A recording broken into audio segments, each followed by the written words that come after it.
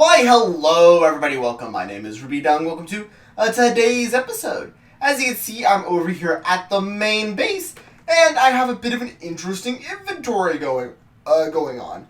I have a lot of iron swords on me. That is because I have been doing a lot of grinding at the zombie XP farm. I've been trying to get up a whole bunch of picks for the pit project, because obviously I need to enchant all of them, and enchanting takes quite a bit of time. It doesn't take as much time as it used to, but it still takes quite a bit. So I have been going through there and getting a whole bunch of enchantments. But I also been enchanting a whole bunch of diamond picks. So I went out of my way to get myself a source of diamond picks. In which case, my sources are this guy. Well, I pinned off a whole bunch of these guys, and this guy's not the actual guy, but I pinned off some of the actual main villagers so I don't have to go through each of the villagers individually anymore, because it was a bit of a grind to find each individual villager every time I wanted to grab that particular item. So I just pinned them off in the corner here for each one that I need in particular. I'm not you. You're not important. I don't think you are anyways, right? Oh, yeah, someone else jumped in front of him. No, wait, no, this guy... Wait, hold up. Are you... You're actually, like, fairly important. Okay, then. You threw me for a curveball. But this guy is selling diamond boots, which is a renewable diamond boot source, so I don't have to spend diamonds on shoes. And this guy sells diamond picks, so I don't have to spend diamonds to make picks, so I can just buy emeralds for that. And then I have one other villager I've pinned up. I should pin that other guy I just showed, but I also pinned this guy up, who has a whole bunch of other trades. The particular trade, as you may see here, is the wheat one, which I have a big wheat farm that gets me a whole bunch of wheat. A whole bunch of the stuff. But I don't have a farm for much of the other things here. I have a ton of gravel, I can trade that. You get flint, which I don't like, but I can do it, it just spends an emerald. But I'm never going to farm for that. Arrows, I do not need arrows. Wheat, I can absolutely trade that. I don't really need shears, I have an iron farm. Raw chicken, I do have a chicken farm, it's just not very good, but I can do that. Burnt chicken, it's kind of a bad conversion here, but honestly, it's a pretty good trade, I think. An emerald is easier to get than 15 raw chicken, so this is a pretty bad deal, honestly. Flint steel is not very good, but there's this one. This is a wool trade. Wool can be easily got. It can be. However, note, big old asterisks, I do not have a wool farm anymore. I used to have one back during the passive mob days, but that farm broke, and I no longer have that farm operational. And last episode, I talked about how I need to be setting up a wool farm for my underwater base. So, what I plan in today's episode is to go out and get some sheep so I can design a wool farm. So, I need to come up with a design for that, but let's begin with getting the sheep. Luckily, though, I have a whole bunch of sheep right by my base from back when I was moving passive mobs over to populate my near my base again, because back when they removed all the passive spawning, it's a sentence, they got rid of the actual passive mobs, you know, that weren't there. Like, basically in the old world, passive mobs, if there wasn't any there, then no new ones were going to spawn, in which case, because I had that farm, no ones were just sitting around, they were all basically in the farm dying. So, because of that, I don't have any passive mobs over in the area. So, I let over a couple. These sheep wound up getting stranded from the group, because I didn't really need sheep, I needed chicken. So, luckily, a whole bunch of them were just scattered around that main island over there. So, now I can begin slowly moving all of these guys over to the actual area. I have to be a little bit careful, make sure none of them walk into this cactus. I have to keep an eye out for mobs, because currently I'm outside the torch grid. The torch grid starts right over there. I've been meaning to extend it, but God, it takes a lot of coal. So, I have to keep an eye out for a whole bunch of things. Yeah, there's a mob over there. I'm probably just going to take the water. So I'm going to begin leading all of these guys over to my base here, just to make sure they're all safe. And I'll be back with you guys, hopefully with these guys penned up, and I can begin showing you what my hope for is with a design. Okay, I've gone through and I've gotten these sheep inside the pen. This is the same exact pen that I was keeping the cows in for the leather farm. So now that they're in there, I've already bred them. So there's 2 little baby sheep inside of there, as you can see. There's 1 and 2 right there. But now is the time that I want to go through and show you what my design for the actual sheep farm will be. I'm just going to try to keep this extremely brief. So, what I'm going to try to do is, let me grab some, let's, wait, nope, not those. Let's grab some normal slabs. But, my main thing is that I have to keep in mind is that I need to make sure the sheep can eat the grass and it can't escape. That's going to have to be my 2 highest priorities while building this farm. So, what I'm probably going to wind up doing is building this out of slabs, and also I'm going to have to keep in mind grass spread. So, what I'm thinking for the farm is there's going to be a grass block here, then there's going to be a little surrounding wall like this. Then there is going to be a perimeter of slabs like this. Then, what I want while the sheep is standing there, I want to grab a piston, have it be sitting here, and push it into this area, pushing a slab in right there. So, the sheep will be unable to, particularly get out of this area because of the slabs here, so it can't jump out, but so it won't see that as a valid path to get out, I don't believe. But I also can, for emergency purposes, also put in a few blocks above to make sure that if it does get out, then I can break the slab underneath it, it'll fall back down, and a piston will re-push it in, and also to ensure that it doesn't glitch out, boom, another slab there. So the grass can still spread in that direction. It's just now that there is, so grass is going to be here, and it can spread to right over there. And as long as I make sure to keep light in this area, then the grass will spread. So I just need to make sure that I need to keep in mind that there is 2 grass blocks here and some light. And this should be good, because whenever I go over and shear the sheep is taller than 1 block, so I can actually click on the top of the sheep, in which case its wool will drop on the top here, because the wool spawns at the top of a sheep. So I'm just going to build 1 of these cells very quick, so that way I can show you guys, and I should be back with you, hopefully with the example cell built. Okay, I've gotten a sheep trapped here in the cell. I left it here to regrow its wool, so I can test my thing here very quickly. But yes, so it's here in the cell. It's in the grass, as you may be able to see there. I also planted up all the other things, so that way stuff can grow while I'm working here. But now what I want to do is I want to place slabs here. Then I want to place out my my piston, put in all of the blocks, and then boom, do that. Come all the way over here. In which case, yes, you'll see that the sheep has a slab inside of it. Now, I just need to go through here and destroy each bit of this. Okay, there goes that dirt. I see. I do need to be careful with this, but grab that and go back here and put in my jack-o'-lantern and my floor. But now, if I pull out my shear, whoop, and I can now grab that, and I can walk around into the sheep, and it won't escape that area. So that is a little bit of wool. What I need to do now is just begin slowly going down this entire row and put in the sheep for each of the individual cells for this area. This is basically going to be the exact same thing that I have here.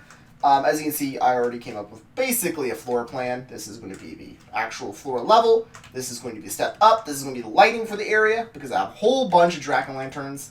And I'm going to have each of these sheep where I can just walk down and shear each one of them. So this is just going to be the design that I'm using for that. And also, because I can shear it, I can also dye it. So in the event I need a very particular wool color type, I can change over any particular type of sheep over to that color. So that will be very useful for farming purposes. For example, like my underwater base, I need blue wool for that, so a lot of these sheep can wind up becoming blue wool for that base. Though, it'll be at this base, even though I kind of need it at that one. It is going to wind up being very weird, but it will work. Just don't worry about it. So, I'm going to begin expanding the entirety of this area, and hopefully when I come back with you guys, I should have an update on it. So, I'm going to begin moving up the sheep, breeding the sheep, doing all that kind of stuff, and I'll be back with you guys. Alright, so I've gone through and have put up all of the stabling that I had built out previously for all of the sheep here. This one breeds wool. So now I can run down the length of this thing and see anything that has grown its wool. It has just proven to be extraordinarily slow, which is very worrying, because I don't know if that means it's just not working, or it is actually slow, which is grew there, this one. Okay. So, once again, only the ones that I put in recently are growing, so that might lead me to believe that none of the grass is growing. So, in the event that is happening, I can bust these out and check, in which case I did put more grass down below. It turns out, when I decided to go in and put in side blocks here, but it turns out the sheep can actually eat those, so that's interesting. So, that's a little thing to keep in mind. So, I'm opening this up to see if any of the grass does indeed spread. Because if it doesn't, that is a problem. So I'm going to be opening up this lane here just so I can actually keep an eye on it. Because if it can't, then I'm going to need to like bust out that slab or something. In which case I actually probably can do without much interference. I think anyways. Yeah, I think I can actually. Oop. I think that's fine. Yeah.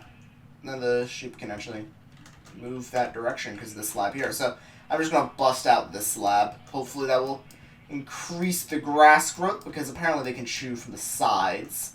So that's interesting. So I'll have to keep that in mind. And, yeah, this one can't get removed.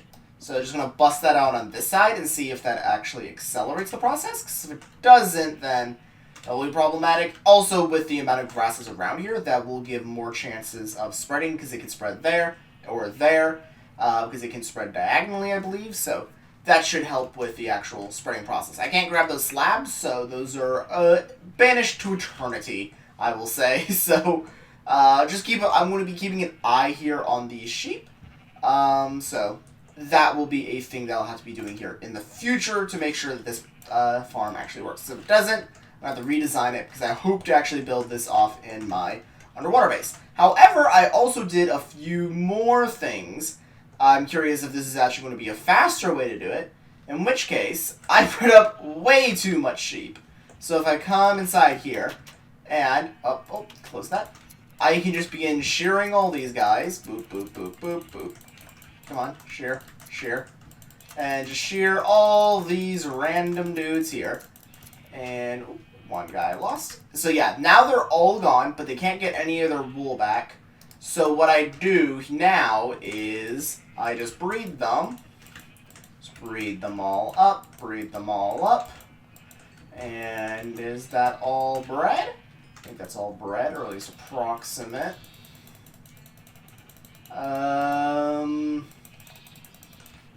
Yeah, I think that's all bred.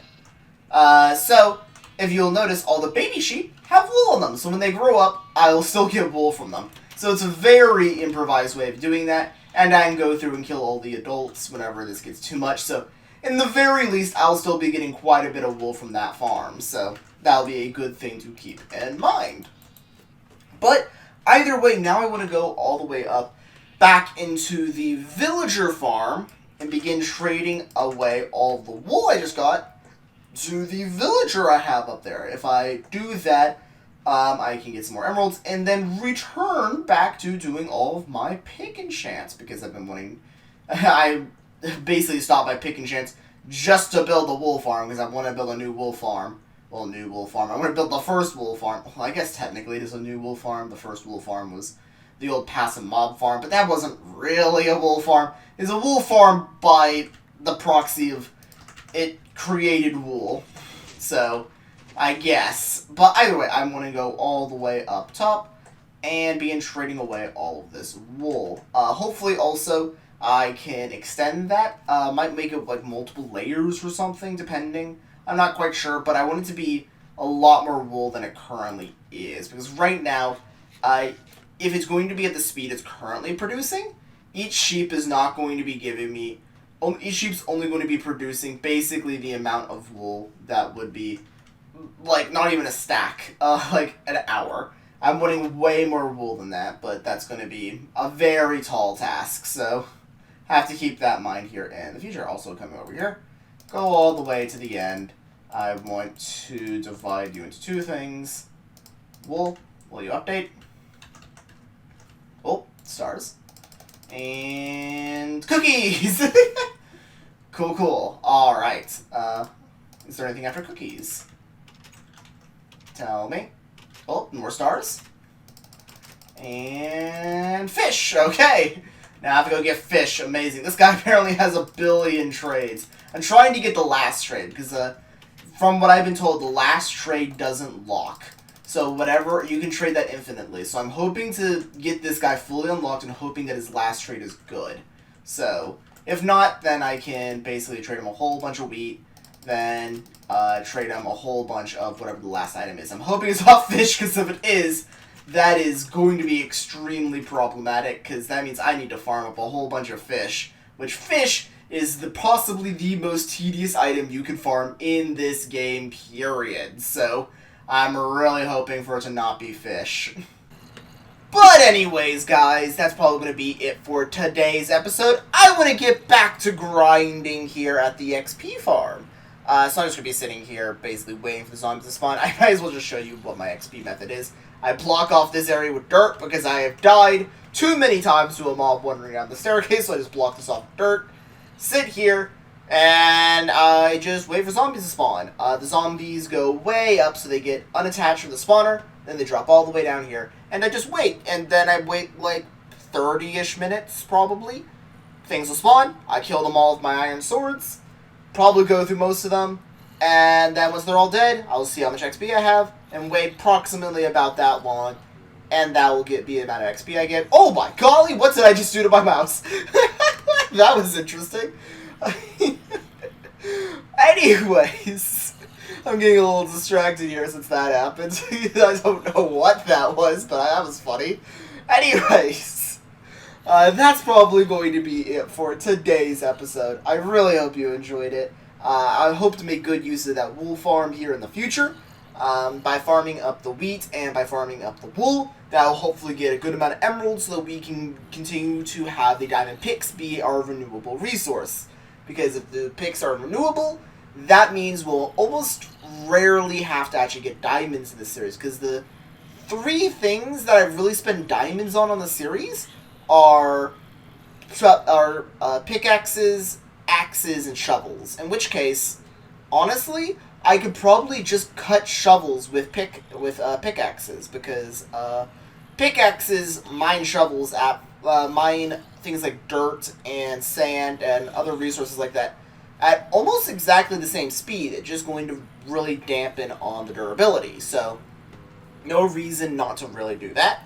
So if I can continue to keep pickaxes at a renewable resource along with maybe axes, which I also is already one, but primarily pickaxes, if that can be renewable, then I will never have to actually worry about actual picks. I can basically never worry about diamonds again in the series, so I just have to mainly focus on enchanting it, which is going to be the big part. In which case, for the big dig there, that is going to be a lot of pickaxes, a whole lot of them, so I'll have to continue working on that. But either way, talking about it's not going to get it done. I'll have to actually sit here and wait for it to all get done. So I hope you enjoyed today's episode. I hope to see you guys in the next one. If you have any ideas for something you want to see me do, don't be afraid to post it down below. I love to hear you guys' suggestions. So, with that all said, I hope you enjoyed today's episode. and see you in the next one. See ya. Bye!